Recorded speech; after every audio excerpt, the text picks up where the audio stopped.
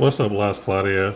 We got a surprise in another collab that I definitely was not expecting and definitely not ready for, but I'll take it.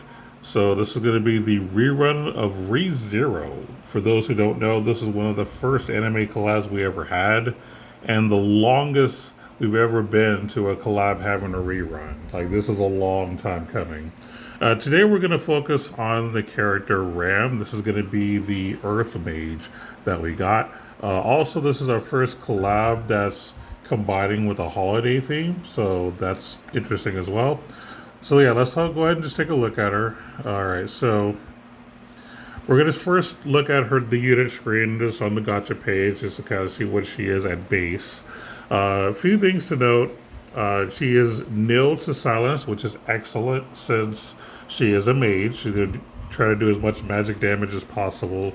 She is weak to illness, which is important to note because the way they have her kit built is that they want you to build for crits and pursuits and stuff. And if you want to use Proud Force, you don't want to be illness. So you may want to consider either even an equipment or maybe a passive that just gives you like some boost to illness to mitigate that potential weakness. So something to consider. Ability is not so important since you're mainly going to be using her to deal magic damage. So I'm not going to go over that. So let's take a look at her traits. So the first one, basically, if you're using one weapon, which you should with a mage, you get more damage for earth and more damage cap. Whenever you're using a mage, you never want to use two weapons. Like there was this conspiracy a long time ago that you could use dual wield on a mage, and it would actually like do the same thing as it would for regular dual wield for physical DPS, and that's not the case. You're not getting double hits or nothing like that. That got cleared up real quick, but that was a theory some people had back in the day. But so it's kind of obvious you only want to give her one weapon. But I had to clarify that for those who don't know why we have to bring it up. Continuing on, when an enemy casts an all enemy attack magic, give all allies a magic attack damage taken minus 80% buff for 10 seconds once per wave. This is kind of cool. So if you're fighting a boss who just starts off casting a magic spell, that could be very helpful. The other implication is PvP, specifically Arena, because a lot of people cast magic there. So you might be thinking, oh, this could be good to prevent mages from killing me. Uh, I wouldn't get too excited about this theory because most people that use magic are using it for crowd control, not for damage. So this will help, but I don't think it'll make that much of a difference in the long run. You're typically dying to physical DPS from people like Celestio, and a few others, but Celestio is probably the most well known of all the DPS characters. So it's nice, but don't get too excited. The second trait, and this is overall a good trait. I just want to say, second trait, chance for Earth to do criticals. That's actually good or Earth magic. I'm sorry, Earth attack magic. This is actually good to have because it saves you SC. You don't have to equip, the critical passive. So you'll just come with this trait. So that's a good start. Battlestar give all enemies an Earth resistance minus 20% debuff, which is excellent, and give unit the Melody of the Breeze buff. So this buff, when active, you get damage taken minus 35%, and Yule Elfura magic hit count plus 12. Okay, I kind of have a problem with this, and I'll explain why. So the damage taken minus 35% to this character is great. I have no problem with that. But the Elfura magic, this is her own unique magic. It's not learnable or teachable in any arc that we have. It is good. So you have a magic spell that you cannot learn anywhere else that she only has, and you're saying we're going to give it plus 12 hits. The spell should automatically have those extra 12 hits. Like, you could have done something else, to be perfectly honest. This feels like a waste of a slot. I'm not going to lie. Because, again, you can't learn the magic spell. And being that this is a collab / Christmas event, it's not like you're going to see this ever again. You know what I mean? Like, as a learnable, teachable thing in an arc. So it feels like a waste. So that's like the one criticism I have about her passive here. I think you could have replaced that with just about anything else and it would have been better. But the damage taken minus 35% is pretty cool. And of course, having the debuff for Earth Element is really, really strong as well to help you deal damage faster. In terms of her passives, or even just active spells, she has three spells. You have Grand Cross. I'm going to first tell you can turn this off. You don't need this. This is her unique Earth magic spell. Cast this at all times. This is a time stop spell for any mode that matters to, so just keep that in mind. And then Stone Enhance, or Menace, sorry. This is similar to the Ice version that we've seen recently. Basically, you get more damage, and if they have like a weakness, they take more damage, and you get some damage cap for 30 seconds. I'm sorry, it's damage taken plus 20% from earth damage, and then you get damage cap. My bad, not a weakness thing. But anyway, it's basically a debuff that makes you deal more earth damage to them. So that's pretty cool. So those are the two spells that matter. Again, you can just turn Grand Cross off. I believe I did on my build. A lot of this other stuff is just the passives you would normally see for a mage, so MP, magic, stuff like that. She has a lot of crit passives. Crit 3, Advanced Aim Vitals, Proud Force. She does have some Slayer stuff too, so Brute, Geyser. She has Auto Crit, again, helping with the crit thing. Basically, they want you to use Sandworm, which I definitely agree with. And she got some good casting speed stuff, auto heal, all that stuff. A lot of earth damage boosts. Magic Chant, you get the ultimate casting for more damage, the staff boost, the robe boost, Mind Pierce, which I've always liked. So let's talk about some of the more unique stuff. So made of the Holy Bell, continuous high protection and high magic barrier effect, cut faint time. Not bad actually.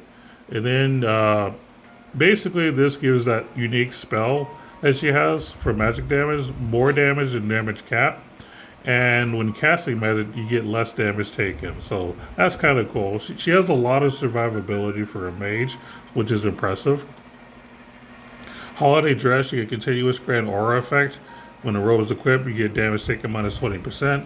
If the attack is earth or light, you get 20% more mitigation. Pretty cool, right? Never Ending Yule, so when revived, give unit the melody on the breeze buff that we talked about earlier. 3 times per wave. Battlestar, give unit an auto revive buff, no time limit, so really, really good. She's always going to be topped up, basically. And then this is the rest of her stuff, the transcend stuff that helps you do more damage, take less damage, some more crit stuff, staff mastery, robe mastery, stone weapon, which is basically more damage and damage cap, and then more casting speed. Now keep in mind that since she does have ultimate casting, her casting speed will be cut in half, but these little boosts will help her to cast a little faster. But you're not going to be insta casting with her, basically, is the point. But you can mitigate that to a degree. Overall, it's a pretty good kit. I haven't really used an Earth Mage in a long time, so I'm really happy to see this character. If I were to like rate her on a scale of 1 to 10 as far as how usable she'll be, I would give her at least an 8. I wouldn't use her if the enemy cannot be weak to earth at all. So if they're like 100% resistant, then she might not be worth using. But if you can get their weakness to earth down using spells and whatnot, she'll be very, very good at dealing damage, especially with that unique spell she has.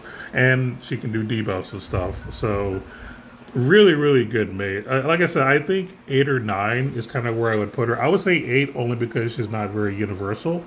But still a very solid mage in general, for sure.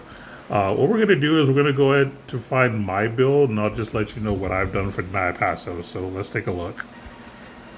Alright, welcome to my build. So right now, I do have her fully enhanced. She is level 115, which doesn't matter too much at the moment, but, just showing you where she's at before I do my demonstration.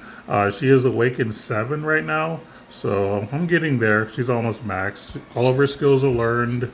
I have been boosting her max SC. So you will notice that I've already got her to the point to where I can get a couple of free skill slots. And Right now, she is, I believe, we're at plus 24, so we're getting her close to max. I do plan on maxing her out. I do like this character, which is why I'm doing it. As far as equipment, I don't have anything special on her right now. Crit damage just to potentially help with pursuits because I'm going to be using Sandworm to deal more pursuit damage. And then, of course, everything else is just stuff you can find in game. I didn't buy any paid gear or anything like that. This is just basic stuff. So that'll just kind of give you an idea of what we're doing here. So this isn't like completely in-game material. This is just kind of basic stuff. As far as the learnables that I've given her, now in terms of, let's put set only. In terms of magic, as I explained earlier, I turned off the other spell. I just have like her unique spell, or both of her unique spells basically. I just have those and that's pretty much it. As far as passives, I'm mainly focusing on her MP. And a little bit of crit stuff too, because I do plan on relying on pursuits as much as possible. That's going to be a great thing. I did give her God Geyser because the boss we're going to be fighting is a God type, so I want to get her more damage and damage cap. I did some like Earth boost and stuff like that to just deal more damage and damage cap. Stab boost, row boost, stuff like that. You know, the typical thing you would see for a mage. So this isn't anything crazy. The only thing that I'll put a note on is Giant Purge 3. This is in the new arc that just dropped in this update where you have the new Amelia. So this is the arc that came with Amelia's banner, and it has Giant Purge 3. I was able to pull that arc, and I'm very happy. Basically, against bosses, you're dealing more damage and damage cap, so I immediately put that on her and learned it. So there you have it. Now, for those of you who don't have free skill slots on this character, you're not going to be able to do all of this, but this is just kind of a rough draft if you're interested. I give her Archangel's Blessing just in case I ever do multi-wave battles. This will help her to maintain her MP. But it's typically not an issue since I do build for MP. But yeah, that's going to be it for my build for the moment. Let's go ahead and do a demonstration. Okay, so like the last video, we're going to do Ascended again. We're not going to use any help. And we'll get, I don't know why that was highlighted, but anyway, this is the team that I'm going to be using. Now, for the most part, I'm going to try to focus on using Ram more than anything else, but I do want to control other characters to get some spells off as well here and there. But this is to be kind of a typical fight, a typical team that you might consider using when fighting certain bosses. So we're going to see how this does. So let's take a look.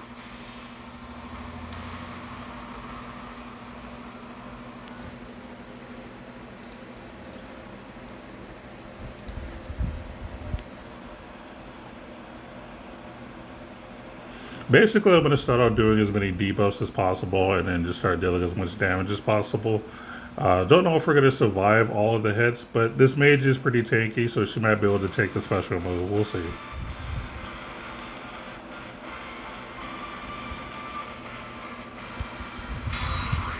So he's going to do his thing to start off.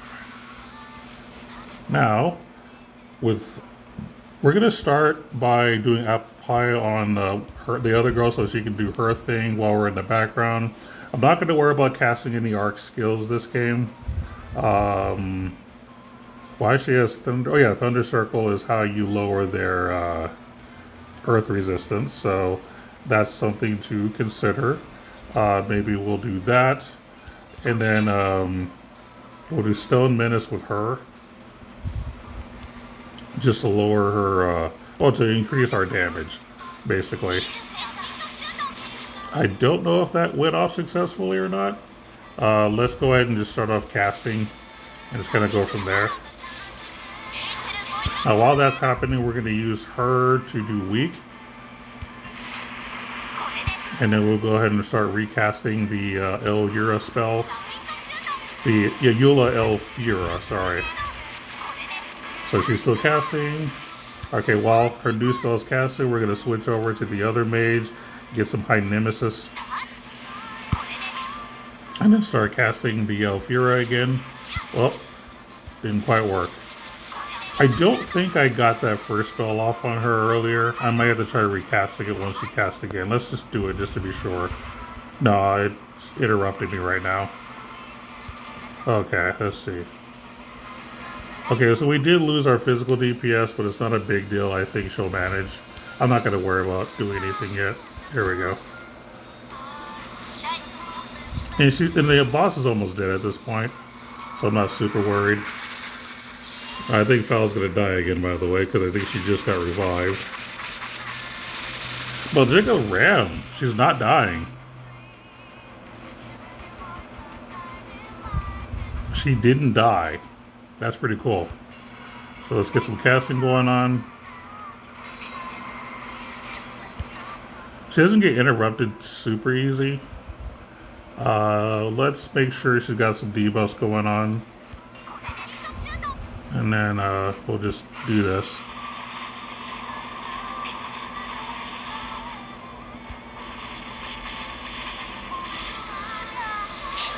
And make sure we got some more debuffs going on.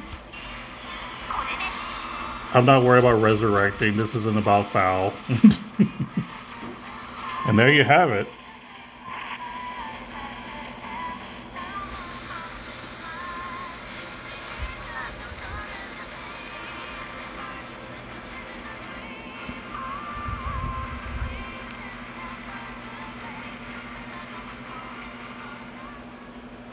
So we were able to beat it. Very nice. So as you can tell, she's actually pretty tanky for a mage. Like, she took all that damage from the boss and didn't die at all. Like, that's pretty good. Like, a lot of times when you're using a mage, they usually, if they're taking like heavy hits like that, they'll typically go down. But she honestly is like, got so much damage mitigation that she just does not care, and she will continue to cast her spells and do her thing. So I think she's definitely a really strong character. So if you pull her and you like using magic users, she is 100% worth spending on the banner. If you got some free crystals, you know, test your luck, see if you can get her. So that's going to be it for this video. As far as future content for Last Cloudia, I do plan on doing at least 2 more videos. I'm going to talk about the collab as a whole. And I also want to do a video about the summon yard. I haven't talked about that yet, and we finally got it back again. So I do want to make a video giving my thoughts about that, just letting the devs know how I feel about that game mode, and, you know, get that video out maybe in a few days. So just look forward to that. Until then, thanks for watching. We'll see you later.